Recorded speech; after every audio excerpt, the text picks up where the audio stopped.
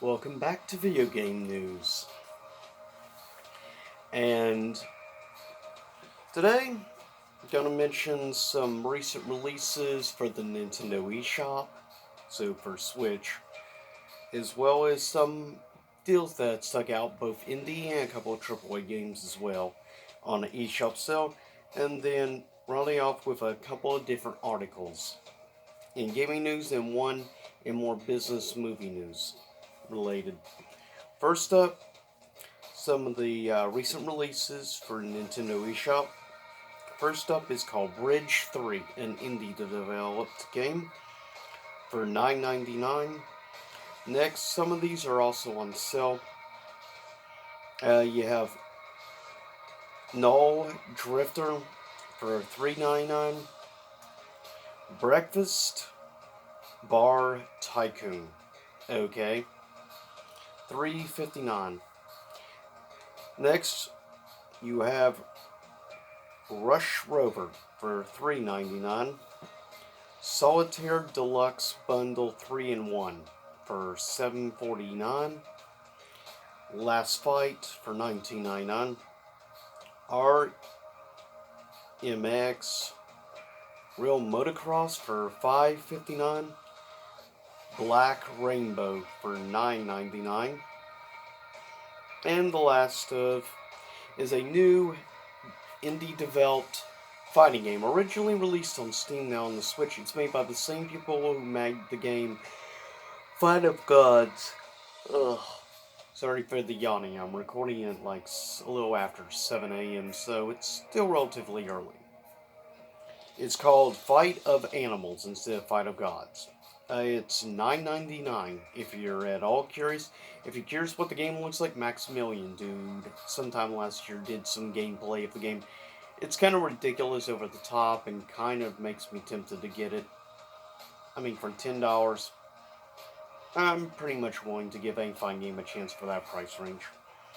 Plus, I actually guilty pleasure enjoy Fight of Gods.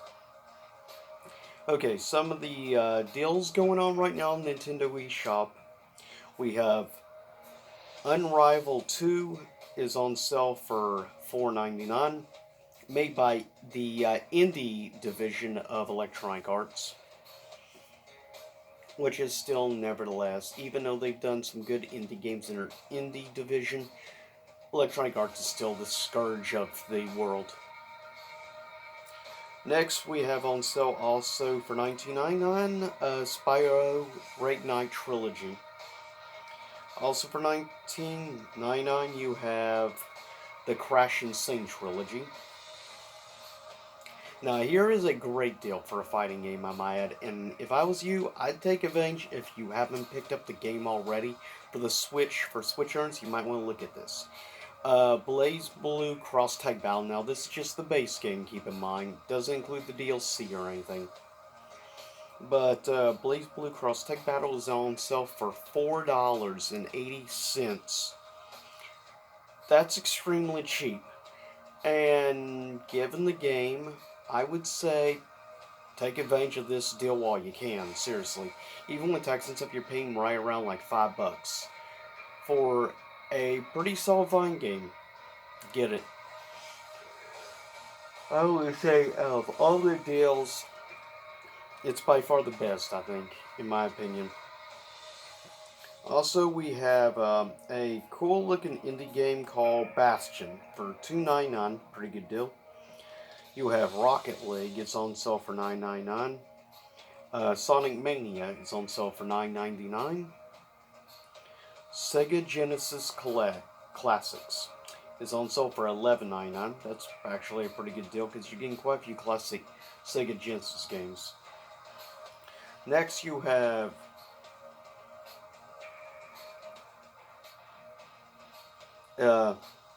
Invisigun Reloaded on sale for 99 cents. Next, Assassin's Creed Rebel Collection, which is Assassin's Creed 4 Black Flag and Assassin's Creed Rogue together, on sale for $23.99. Next, Don't Starve for $5.99. Indie game. Katana Zero, also an indie game. on sale for $10.04. Alrighty then. For $2.99 actually is a game I'd recommend, though it's not really a game. It's more of a live action stuff, and you just press arrows or something. It is a classic cheesy game. Night Trap is on sale for $2.99. Pick it up. Seriously, Night Trap is just a guilty pleasure game from when I was a kid, I'll admit. Has a nostalgia factor for me. Next, Child of Light. A pretty good, solid game on sale for $4.99. Rayman Legends is on sale for $9.99. Assassin's Creed 3 Remastered is on sale for $15.99. Batman Tall Tales is on sale for $7.49. And then, seriously, it's a really good game. I haven't played many Tall Tale games, but I have played Batman, and I do highly recommend it. Faye, another game from the indie division of Electronic Arts. Faye is actually a beautiful looking game. It's on sale for $4.99. Valkyrie Chronicles is on sale for $9.99, and I definitely recommend Valkyrie Chronicles. I played the game quite a bit on the PSP. It's actually a really good, quite enjoyable tactical game. Next, the last few games, we have The Sinking City, which I'm surprised actually is even on the Switch. It's $24.99, though if you have an Xbox One or something, pick it up for that, because you can get it for like $9.99 on the Xbox One. Darksiders 1 Remastered is on sale for $14.99, and Darksiders 2 Remastered is on sale for $17.99. Now a couple of pieces of news, and then I'll get ready to cut this vlog.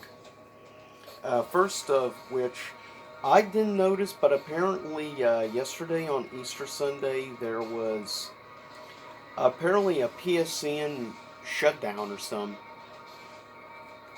Which might explain why, when I tried to play some games yesterday, I was having issues when it came to connecting to servers and stuff, because I was playing a little bit of Grand Blue Fantasy Versus.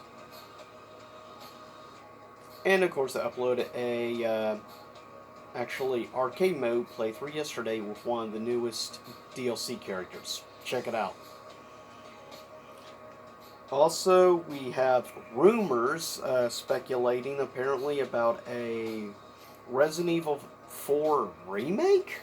I put question mark because I have a hard time believing there would be a Resident Evil 4 remake, because given the graphics and everything, and the fact it's already gotten like a remastered version released on current gen consoles, it makes no sense to make a remake of Resident Evil 4, because it still looks really good in my opinion to this day. Still plays solid. I mean, the HD upgrade version is good enough. You don't need to make a remake of a great game like that. It makes no sense. The others being PS1 era games make sense. Now, personally, I just want to say before the next piece of news, rather than a Resident Evil 4 remake, which makes absolutely no logical sense, do a freaking remake of a game that actually deserves it. Resident Evil Code Veronica / Veronica X. That game deserves a full, from the ground up remake. That game is incredible. Heck, it's probably my second favorite Resident Evil game of all time, so call it bias. Next piece of news is some small tech company is apparently suing Nintendo and Nintendo Switch and stuff, trying to force them to stop selling Nintendo Switch consoles in North America, saying that I guess Nintendo Switch copied their controller designs, the dual controller and stuff. Now this small tech company is suing them, apparently makes controllers and stuff for mobile devices, for like Android and Apple and stuff like that. So they're not in the console business anyways. So it's kind of weird, plus given you're actually going to go after one of the big three of game companies, not a smart move on their part. I mean, they're a smaller tech company and all. I doubt they can afford an army of lawyers that Nintendo can afford. Plus, not very smart on your part going after a company that's actually pretty beloved. Though I will admit, Nintendo's done some questionable things over the years. The fact is, though, at the end of the day, I can't deny Nintendo does make good quality products. And I knew nothing about this small tech company suing them. Now, this piece of news came in a couple of different sources like Polygon and Kotaku. And if anybody's listening, my opinion, like off and on, here and there in some videos, knows I actually hate Kotaku because it's not a very reliable news source. I'm not the biggest fan of Polygon, but Polygon's certainly more, I would consider more respected than Kotaku is. But with that said, last piece of information is kind of a sad piece of information in the movie world. The largest theater chain in North America is getting ready, it looks like, possibly filing bankruptcy because of the corona shutting them down.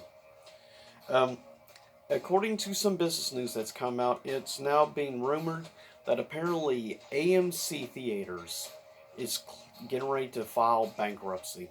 They're very close to going completely bankrupt and stuff. That's not good.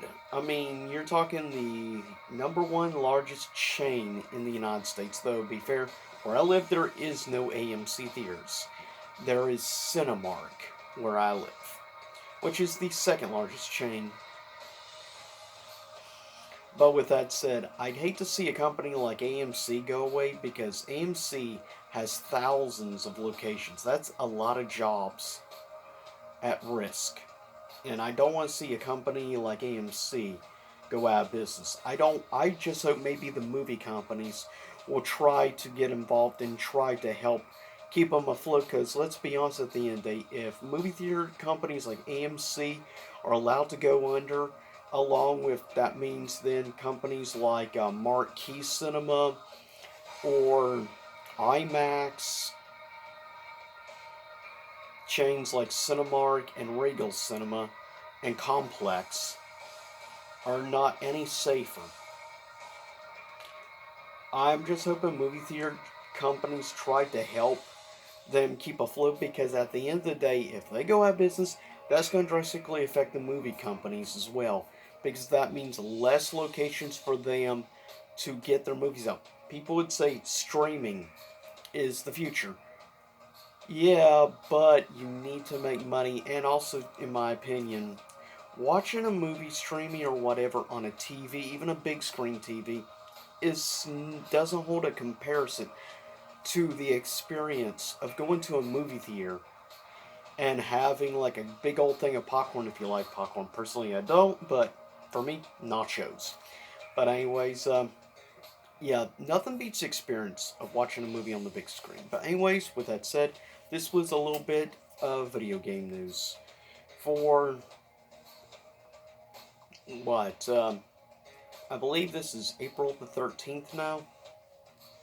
So with that said, I'll see everyone next time. Same YouTube time, same YouTube channel. And stay tuned for a couple more videos. I'm going to be doing another vlog in the near future of the arcade 1-up Ninja Turtle arcade machine. And I'll do a little bit of like video and record like my first level or whatever of Turtles in Time, like I did with the original arcade game. So with that said, I'll see y'all next time. Stay safe out there, everyone. Try to stay away and don't catch the coronavirus. Just be safe out there. If you're like me and work in essential retail, it sucks. So make sure you wear a good mask and have vinyl or latex gloves on. Do anything possible to prevent catching anything. Well, I'll see everyone next time. Same YouTube time, same YouTube channel.